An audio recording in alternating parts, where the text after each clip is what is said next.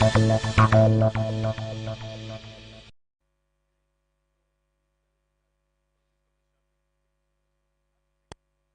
Tonight is brought to you by Flamingo Paint, superior durability, superior hiding, superior coverage, simply superior. Kel Charcoal Toothpaste.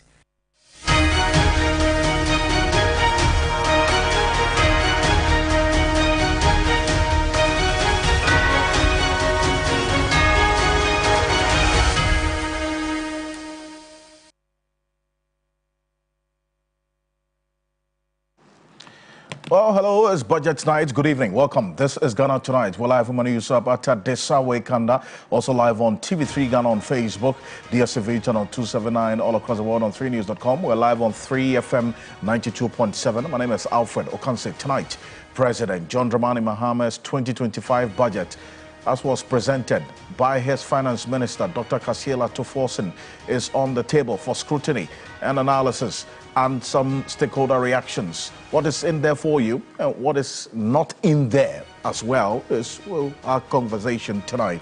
Also, how true are the claims by the former Finance Minister, Dr. Mohamed Amin Adam's earlier statement that the betting tax was not implemented under the ex-Wale Akufo-Addo administration? We gotta get this matter settled in this controversy with verifiable data. Stay with us. Also, we have an update for you on the criminal aspect of the infamous case of the stolen cash and other valuables from the house of the former Minister for Sanitation, Cecilia Dapaah. Stay with us. We've got details for you here on Ghana Tonight. As always, you're an integral part of the conversation. Let's hear from you. The hashtag we're using is Ghana Tonight on Facebook and on X. Let's get talking.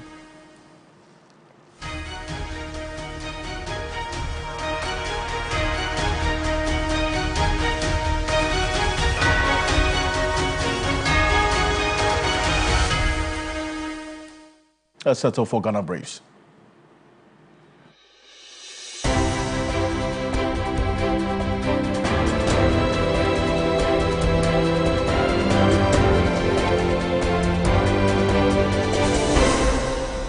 The Finance Minister, Dr. Cecilia Dapaah, has outlined government's economic recovery strategies to address pressing national needs, support vulnerable communities, and stimulate growth. From expenditure cuts to budgetary allocations and abolishment of nuisance taxes, the government says it is poised to saving a troubling economy. But the minority has described the fiscal policy a deception. We will abolish the 10% withholding tax on betting. We will abolish the electronic transfer levy, e-levy of 1%. We will abolish the emission levy, otherwise as a Wusie tax. We will abolish the VAT on motor vehicle insurance policy.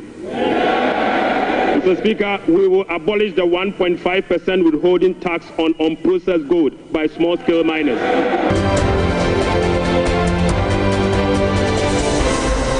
MP for Karaga and former Finance Minister Dr. Mohamed Amin Adam has accused the Finance Minister of misleading Ghanaians following government's announcement to abolish a number of taxes, including the betting tax. Reacting to Dr. Cecilia Dapaah's presentation of the budget statement, Dr. Amin Adam alleged that the betting tax was never implemented under the NPP government. Tax that they said they have abolished. We never collected betting tax. We never implement the betting tax. So to come and tell Ghanaians that you have abolished something that was not implemented is to deceive the people of Ghana.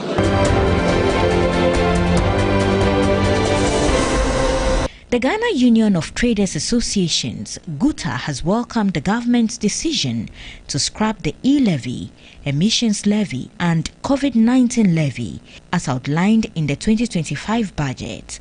According to the union, the move is a significant relief for businesses, adding that the budget offers hope for economic recovery. This budget gives hope to the business community. Yes, what we see is that we are going to get some few capitals to inject into our business by this abolition of these taxes that we're calling nuisance taxes. So it's a hopeful budget. We're looking for the implementation.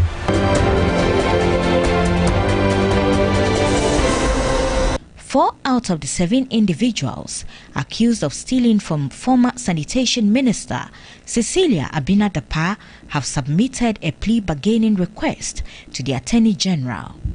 The 7 individuals, including her former house helps, are facing charges for allegedly stealing money and jewelry from her home. New Black Stars assistant coach Desmond Ofe has opened up on his dual role of assisting Otto Addo and handling Ghana's under-20 side, as well as sharing his insights on what Ghana can do to progress to the World Cup.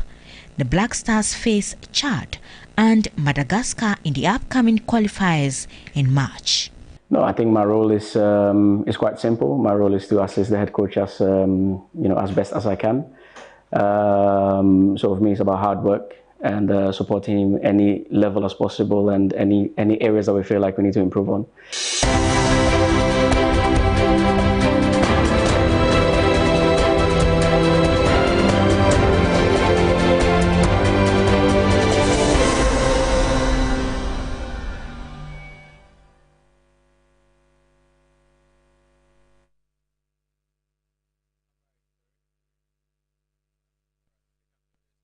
Oh, there's more news on 3news.com. Make some time and visit 3news.com. This is Ghana Tonight. Coming up next, President John Dramani Mahama's 2025 budget, as was presented by the Finance Minister, Dr. Cecilia Dapaah, it's on the table for scrutiny and some analysis and stakeholder engagement. We'll tell you what's in there for you and what is not in there, because there are some expectations that stakeholders had ahead of the budget presentation today. And as was expected, the constitutional requirement fulfilled by the Finance Minister for and on behalf of the President earlier today, the 2025 fiscal document, the budget, was presented. And there's a critical look at the debt that this administration would have to deal with alongside the promise of fulfilling some of the promises that they made to the Ghanaian people ahead of election day 2024. But this is what the Finance Minister said on the matter of how much government owes and has to pay within this year and beyond. Take a look. An economy in deep crisis. Mr. Speaker, an economy hard hit with debt and beset by other fiscal challenges, such as large accumulation of MDRS, energy sector, shortfalls, and financial sector payments. At the end of December 2024, total central government arrests amounted to 67.5 billion Ghana cedis, representing 5.2% of GDP.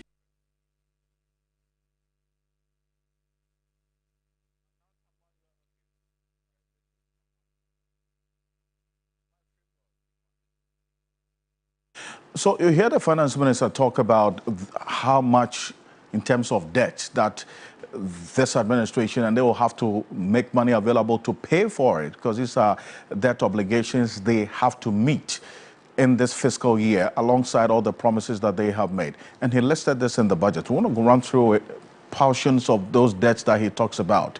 As of the end of December 2024, according to this budget presented today, government arrears, total government arrears payable as of the end of 2024 was 67.5 billion cedis.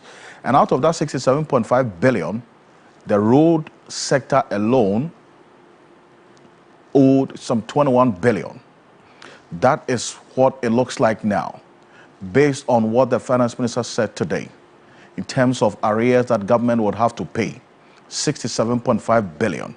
And out of that, the road sector is owed some 21 billion. And he did explain that the road fund itself has its own arrears it's have to deal with, and we'll come to that, over 100 billion he mentioned. Now, in terms of the IPPs, that's independent power producers, the debt owed the IPPs is over $1.73 billion. That's the government arrears payable, excluding this that we're talking about. So apart from this 67.5 billion that government has to pay as of the end of 2024, there's also the $1.73 billion owed the independent power producers. There is also the $68 billion that is owed by ECG. And this is not part of the 67.5 I mentioned earlier. ECG's debt also stands on its own. Apart from that, there's also some 32 billion cedis that is owed the road fund. Now, some 5.75 billion cedis, we understand, the road fund is also owed that amount. And this is so talking about debt owed contractors who have actually executed government contracts and are yet to be paid. Now, with all of this, there is some expectation that this budget will have to deliver development and ease the hardship that the Ghanaian people have been faced with. Joe Jackson is a financial analyst. Mr. Jackson, thank you for joining us here on Ghana Tonight. First off, did this budget answer the questions about the concerns that you had about the challenges we're faced with and also the structure of the economy in terms of the areas that the finance minister talks about?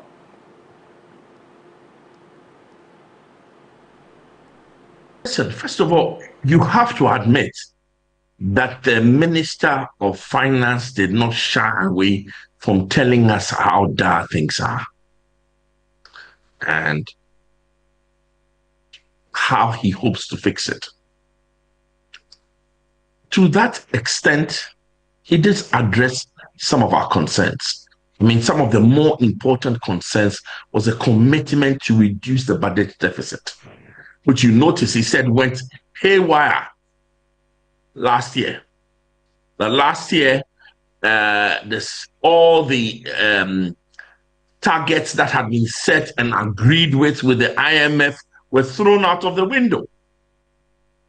The budget surplus turned into a 3+% budget deficit, which means we went again borrowing even more. So, to that extent, that this budget tries to live within its means, that this budget tries to address some of the issues, and it's a balancing. On one hand, he's taking certain taxes away. E-levy gone, betting tax gone. What do you call it? A lot of those taxes that irritated us are gone. And in an attempt, they have not even really increased the tax handles. They made a commitment to say, I want more compliance. They made a commitment to say, I'll reduce tax refunds so that we'll bridge the gap. It's a good budget. You can't, it was always going to be a very high wire balancing. So it's a good budget. It's a good budget. It's a good budget. But you see, in telling us how bad things are, in telling us how dire things are, a lot of this budget is not going to be dependent on the willingness of this government to face up to the hard decisions it has to take in executing it has set out, and not facing any major policy reversals. As a private sector, what do we want? We want timely and what do you call it, transparent clearance of the arrears. We want guidelines for the tax reform. They've talked about VAT. They want to we want clear guidelines so that we will know how to plan. We want reliable infrastructure and energy services. So they have to fix the energy sector debt, right? Above all, we want strict adherence to the fiscal targets they are put in there. If they do so, they will be hailed as one of the best governments we've had in a time of real crisis. So, number one, overall, the only thing you can complain about in this budget is that there were not enough biblical quotes. Apart from that, it's okay. If the government has the willpower to stick to this, we should be fine. If there are no major policy reversals, we should be fine. If there are no external events that will impact us badly, we should be fine. Well, Ms. Jackson, and there's one aspect as well that the finance minister was clear about, the financial sector, and this is of interest to you because that's an area that you operate in. I mean, hearing how much we spent on the financial sector cleanup, and then also he's saying today that some 2.2 billion cedis is going to be made available for recapitalization of the Agricultural Development Bank, and then also National Investment Bank, NIB, plus the central bank itself also needs recapitalization. And he put the amount to some 53 billion cedis for the recapitalization of the central bank. Essentially, the Bank of Ghana needs this amount as a bailout to operate. I mean, how did all of this strike you? It does. It does. I mean, the questions about the financial sector cleanup been sticking out a mile. ADB, NIB, and there are other institutions, some of them in the non-bank sector, some who are really, some of them are dead men walking, some of them are blind in the, one-eyed in the land of the blind. So there are challenges. And so and it's good that they're not shying away from them and saying that they will address these issues and they will put money. See, for all of us, the key thing is don't even listen to what person says. Watch what he does with his money. That is a true determination of his intentions. So to the extent that this budget tries to address the issues and put money behind the things that matter, it's a good thing. This being a good thing, and that was one of the areas as well that we spoke about earlier, even before this budget went off, and the amount of money that this administration was going to lose because of the taxes that they said they were going to scrap. And as was confirmed today, the finance minister talked about the scrapping of the taxes. We're going to hear from him shortly on that one as we recall exactly how he put it. But there were some projections that if we scrap, now the betting tax has been scrapped, we're going to see some 1.2 billion cedis lost, 2.43 billion cedis that was projected to be accrued to the e-levy now gone, and then some 3.96 billion cedis COVID-19 levy now also gone, a total of over 7.6 billion cedis based on those projections. The finance minister talks about other measures, revenue measures to make up for this loss of revenue, and so it's nothing to worry about really for this fiscal year. Did that convince you?